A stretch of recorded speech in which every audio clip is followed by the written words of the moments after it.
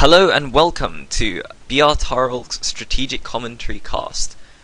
This is my very first video, and the plan for these videos is I'm going to be casting replays of high-level play on the EU server.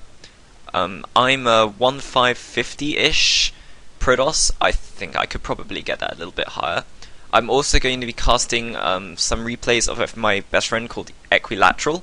He's, I think, a 1-800-ish Protoss, though he's definitely better than that. I think he could easily make like rank 1 of probably most divisions. I think he's playing in Division 1 right now, so let's get on with this game. This is going to be quite a short video.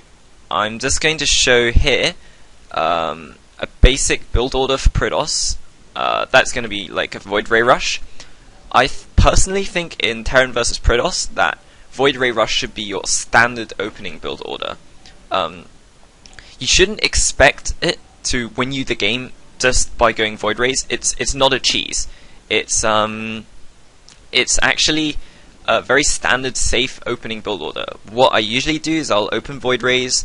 I'll get maybe 2, maybe 3 Void Rays if I need to, and I'll expand, I'll add gateways, and I'll use the Void Rays to sort of contain my opponent, kind of like you do in StarCraft 1 when you're playing Zerg. You use Mutalisks. If you go 2 Hatchery Muta, you're sort of, it feels kind of cheesy because you're teching up to sort of a tier 2 unit really quickly and just using it to harass your opponent. Now, here I'm also going to show another thing. I'm going to show you how to defend a Marauder cheese.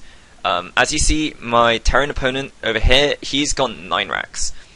So that means he's building his barracks at 9 supply. And as you can also see, I'm in the worst position possible against this, because I'm going to scout that last. So you're going to see how it's possible to defend a Marauder cheese and still open like a normal safe opening build. A lot of people think that, well, because I'm fast ticking to Void Rays, there's going to be some timing where like I'm going to be very vulnerable, and this is true. You're going to see that his attack's going to do quite a fair amount of damage, but I'm still going to be able to defend it, and I'm going to be able to use my tech to win the game. If my opponent goes some sort of more standard build, maybe he could defend, you know, we get into a longer macro game, but you're going to see here how to defend a Marauder cheese. There are variations of this cheese. Sometimes they'll go 6 racks Marauder, and it's not always Marauder, sometimes it's Reapers as well. You know, there's various kinds of cheeses that Terran can do. I think the reason why this guy's cheesing me is because I opened Void Rays the last game when he did some sort of like 1 racks Marauder Rush after going 10 depot, like 11 racks, and he got really annoyed at that. So I'm playing him again, and he's just deciding to cheese me. So very few things really quickly about playing Protoss in the early game. Firstly, I get my pylon at 9 versus Terran. Always get your pylon at 9. There are 3 options. You can get your pylon at 10, or you can get your pylon at 8. If you get your pylon at 8, then you can chrono boost your next 2 probes that come out. But this is economically weaker than getting your pylon at 9.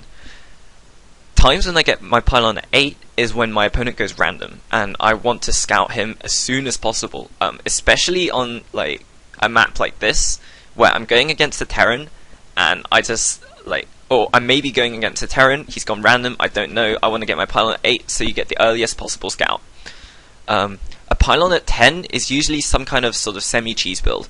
What you do is you get probes all the way up to 10, you chrono boost at 9, sort of halfway through your 9th probe, and you get 1.5 probes worth of chrono boost. 1 chrono boost usually gives you 2 probes, and then you can do something like get 2 gates both at 10, and then you can like chrono boost 2 probes after that, and then that's like a 2-gate Zealot opening. Or sometimes you sort of build a pylon in your opponent's base in PvP at like 10. But here I'm doing a very standard build order. Another thing, when you're up against Terran, it is like mostly safe to get your gateway at 13. So pylon at 9, chrono your probes, get your gateway at 13, and then get your gas, and you know, constantly chrono probes.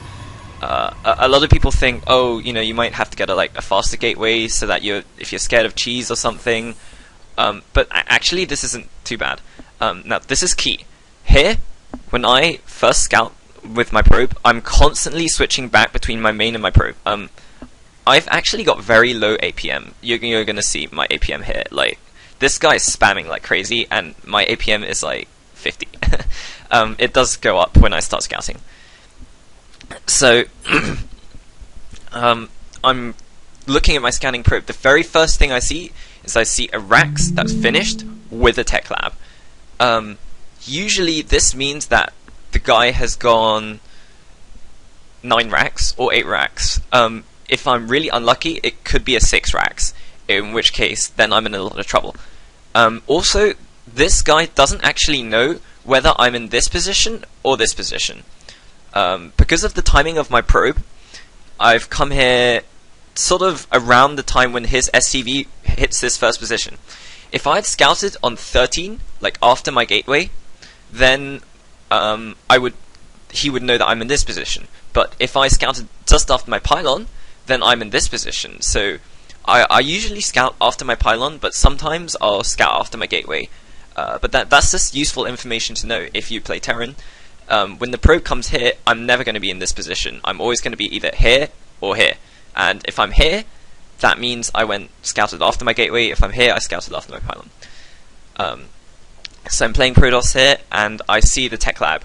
I think that he's going Reapers right now. So the correct response to this is, oh, please put probes on gas. Okay, yeah, I'm really slow with this.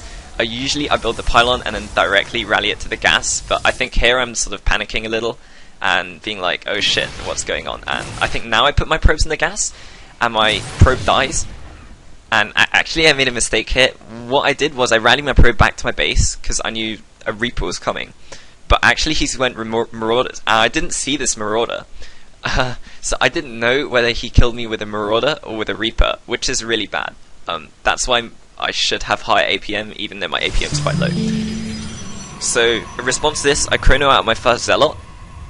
I actually think I don't need to do this, but, you know, it seems a little bit of a waste, but the reason why I chronoed my Zealot out is, if you think about it, if he had a Reaper, his Reaper would have just made, and he'd send it straight to my base, and then the Zealot would be in time for the Reaper.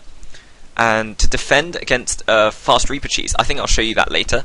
What you do is you take Zealot, about like 5 probes, and just A-move the Reaper. If your opponent's good, then like he won't be able to do too much damage. If he's bad, you'll get a surround with the probes. So, you know, if you can, surround with the probes. Usually I just A-move the Reaper to try and get some fast kills. Okay, here his Marauders arrived in his base. He's brought an SCV with him. I don't actually like the way that the Terran has played this build. If he's going to do some kind of Marauder cheese, I'd bring like 3 SCVs with him, and you may not believe it, but that makes a huge difference.